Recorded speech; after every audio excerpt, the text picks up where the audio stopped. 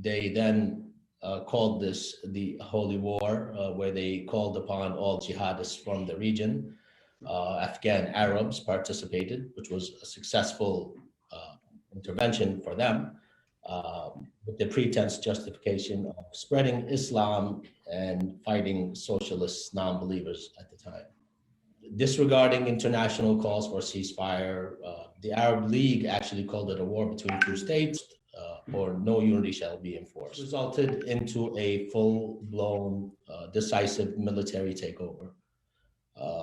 There was no political process or any dialogue of any sort. A real devastating and destructive era for the South. But that was just the beginning. Majority of Southerners viewed this as an outright occupation.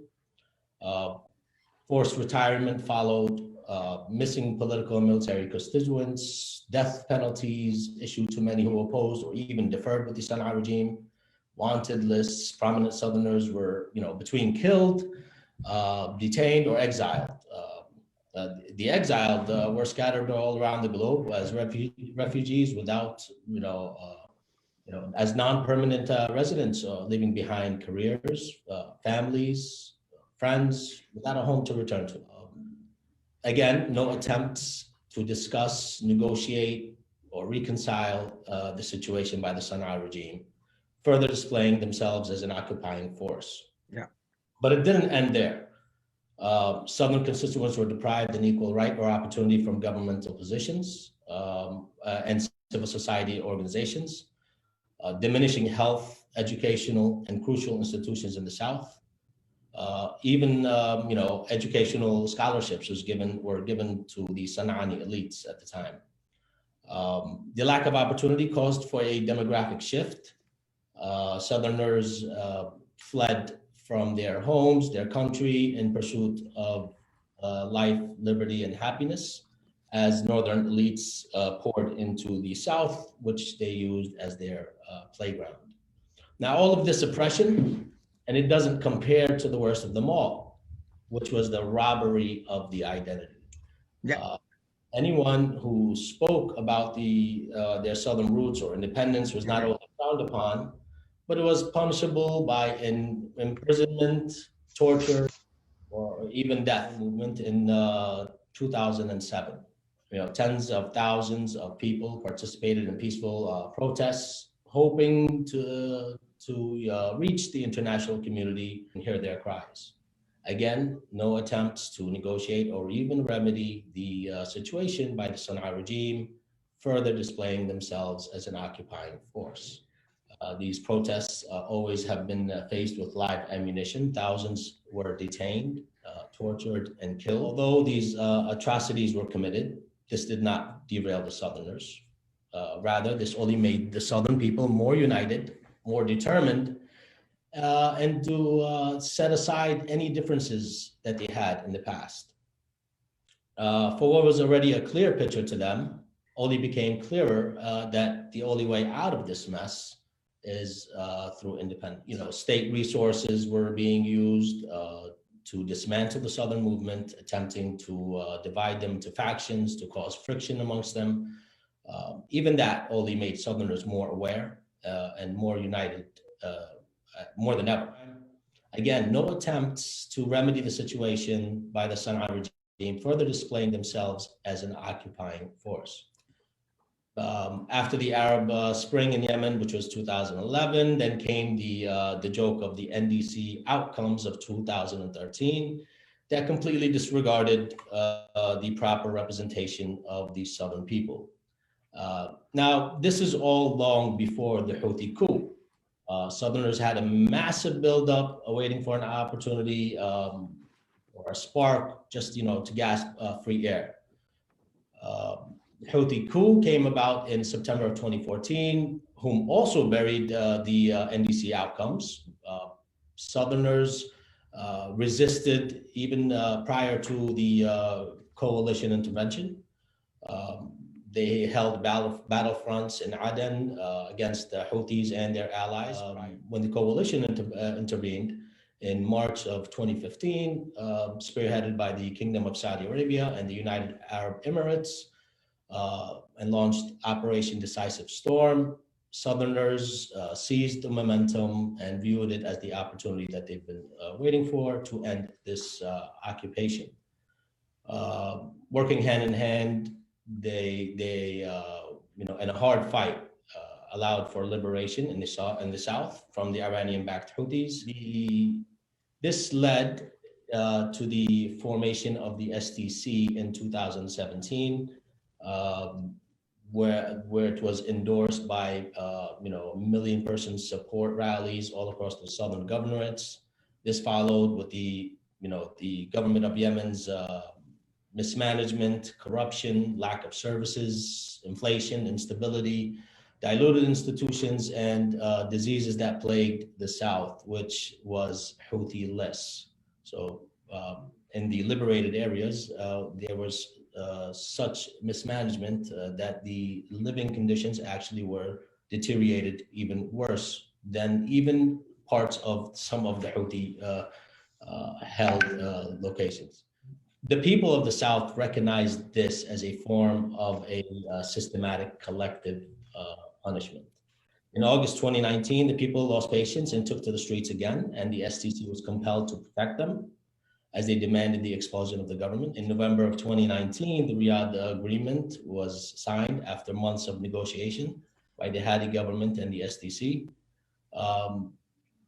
Shortly after, the Muslim Brotherhood, whom expanded under the Hadi government umbrella, waged a war within a war in the south, completely neglecting the common enemy, which was the Iranian-backed Houthis. The Riyadh Agreement was intended to do four main things, along with the joint governing North-South cabinet. The first was de-escalate the war within the war. The second was the delivering of much-needed services. Of course, to unite the anti-Houthi fronts and to form a joint delegation from the SDC and the Hadi government for the negotiation peace process. Unfortunately, the Hadi government sees this as another opportunity to delay, prolong the conflict, misinterpret, or even renege on the agreement itself. They have not been cooperative. In fact, they've only exacerbated what was already a dire situation. Now, given this context, the important points to take away here, to recap somewhat, is the southern issue dates way back before the Houthi coup and the coalition intervention. So we could remove the misconception of it being a UAE project. The shattered confidence and these southern zero tolerance level that will not accept half-measured solutions, which will only entice inevitable conflict, further deteriorating what was already labeled the worst humanitarian crisis. Another point to take is never will Aden accept Sana'a as its capital again, nor will Sana'a ever accept Aden as its capital. Mm-hmm. Anyone who thinks that a unity is even salvageable is dreaming. In fact, a unified Yemen only ever existed on paper. An indicator to that is that the answer to the question of how many Southerners are aligned in the Houthi ranks, the answer is zero.